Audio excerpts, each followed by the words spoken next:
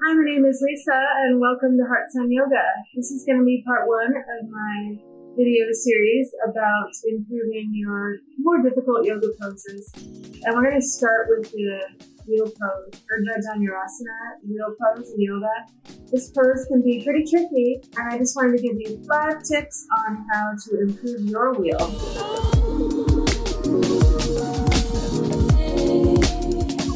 So I'll give you some pointers on how to improve your wheel pose along with some demos, and I'll tell you a little story as well once we get into it.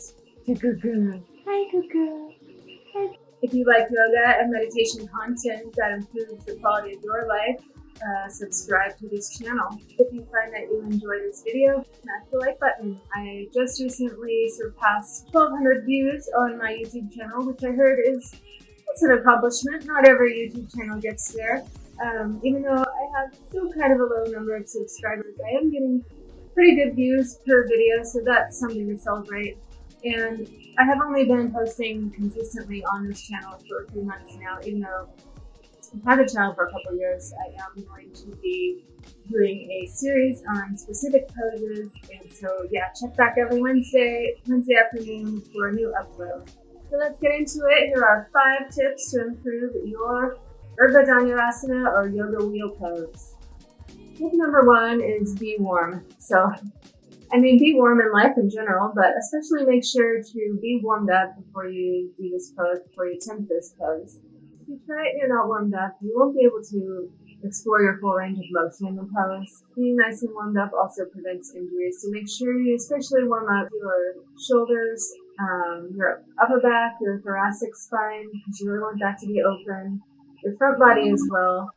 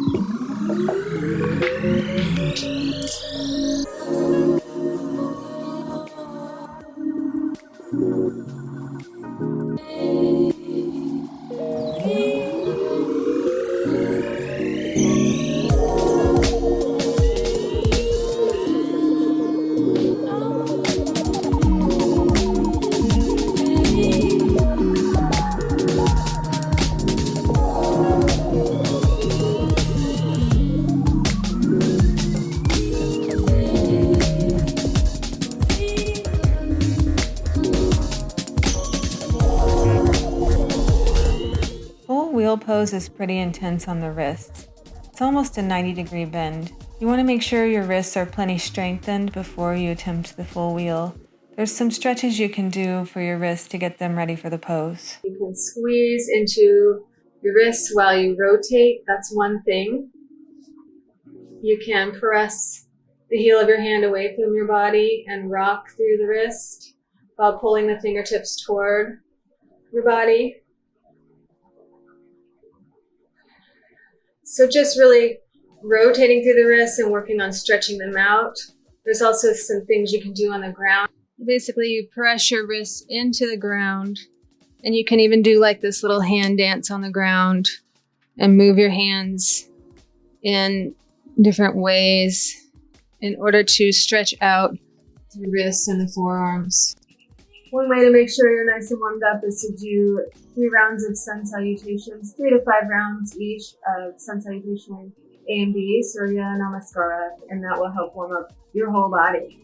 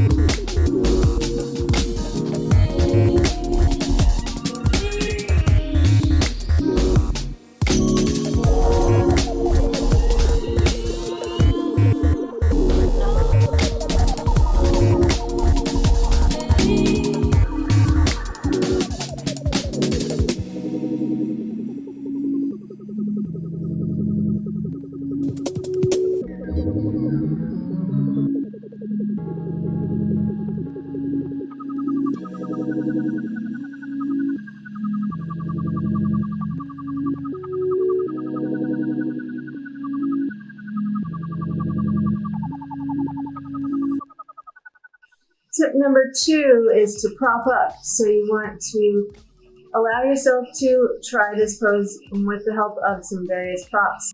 I'll show you what I have here. I have a wedge, my yoga wheel, a strap, 2 blocks, and I also have a bolster.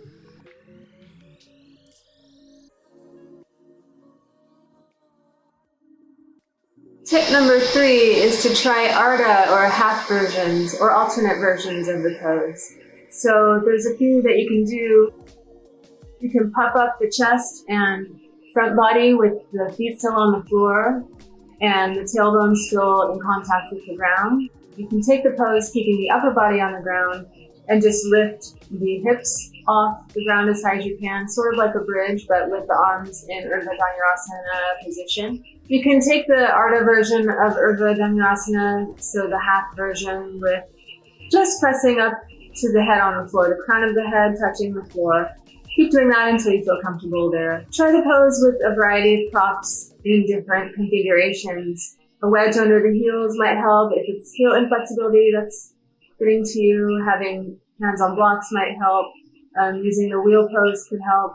And using a strap to keep your elbows from splaying out. Using the wall as a prop. And even just resting down on the bolster. Tip number 4 is to be able to understand and assess your alignment once you're in the pose. So just because you've got your spine and your head off the ground doesn't mean that you're in the pose yet. You need to kind of evaluate your body with your sense of proprioception or your sense of inner awareness, because you won't be able to use your eyes to look yourself over necessarily. You want to make sure that we're not splaying feet, knees, or elbows out too far, because that causes us to crunch into the lower back, really allowing the lower back to take too much of the stress of the pose. That's part of the reason why alignment is really important in this pose. So I'm going to teach you some alignment tips here. Basically, you want to make sure that your feet are parallel, your knees are parallel. They're maybe a little bit wider than hips distance apart, but not splaying out. You want to make sure that your elbows are also parallel and kind of in tight to the body, and that your hands are not turning in. And you want to be able to feel into your back and make sure that you're not pushing all the stress of the pose into your lower back, but rather distributing the stress of the pose pretty evenly throughout the spine, and that your upper thoracic spine is also bending into this back bend. When you're in the pose, make sure that you are pressing into hands and feet, pushing the floor away from you so that you can even press up a little higher and straighten both arms and legs a little more, and maybe you can even walk your feet in towards your hands a couple of inches so you can kind of get even into a more deep back bend once you feel comfortable in the pose. So that is tip number 4. Be aware of what is the correct alignment in the pose and be able to self-evaluate what's going on with your body when you're in the pose. And if you need to, I recommend trying to film yourself a little bit as you work on the pose and even as you progress so you can see your own progression. Tip number 5 is to use visualization to help get yourself into the pose. Big name athletes do this a lot. It's not uncommon at all in the sports and athletic world. You can either practice simply visualizing, like daydreaming, or focus on picture in your mind's eye of yourself in the pose. Or you can meditate first, drop into your body, drop into that deep sensation within, and then after doing some deep breathing and some clearing of your mind, then summon to mind the image of yourself and even feel the feelings that you'll feel once you achieve the pose beautifully. And that just really helps kind of the universe to kick in and have your back as you go into your Urdhva Dhanurasana. So don't get discouraged if it's not coming to you right away. It took me a couple of years after my yoga teacher trainer, Mark Stephens, explained to me that the pose was supposed to be done with straight arms. So now I'll tell you a little story about when I was in my yoga teacher training and I was learning about wheel pose in that training. I thought I had wheel pose down. My yoga teacher trainer, world-renowned yoga teacher trainer named Mark Stephens, asked me, "Oh, is the wheel in your yoga practice?" And I said, "Yeah, sure, of course." And I just thought I was doing it right the whole time. And I jumped into my wheel, and he informed me at that point that wheel is actually supposed to be done with straight arms. much to my horror, this whole time I had no idea that I was doing it wrong. I just thought, oh, my spine is off the ground. I'm in sort of a curved shape. I'm doing my wheel. No. So then Mark Stephens kindly proceeded to try to help adjust me into a proper wheel. I believe he was kind of pulling up on my upper body, my upper spine, and my shoulders. And he also had enlisted another one of our yoga teacher training students. I believe his name was Michael, to hold my feet in place because my feet were kind of going up on tippy toes and turning outward and doing all kinds of weird things while I was focusing on getting my shoulders open. And even with Mark and Michael's help, which was actually very kind of them to devote that kind of attention on someone who was struggling so much to get into the pose.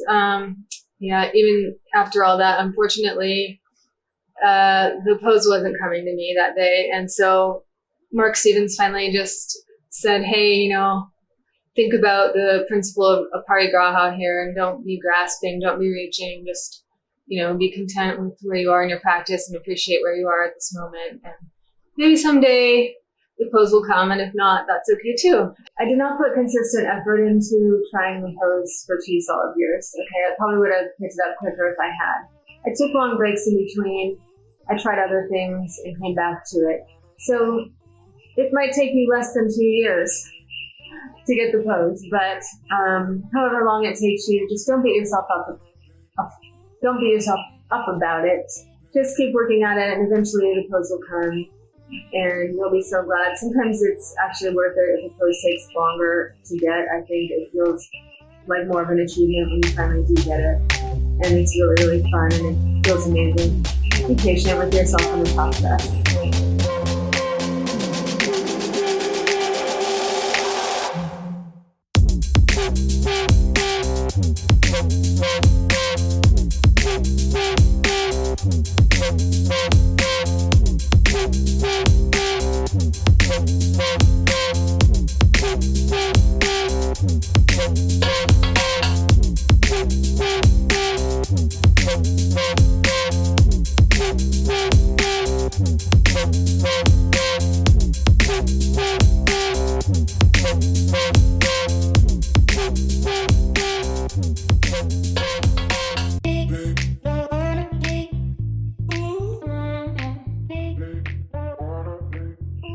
Practice and all is coming.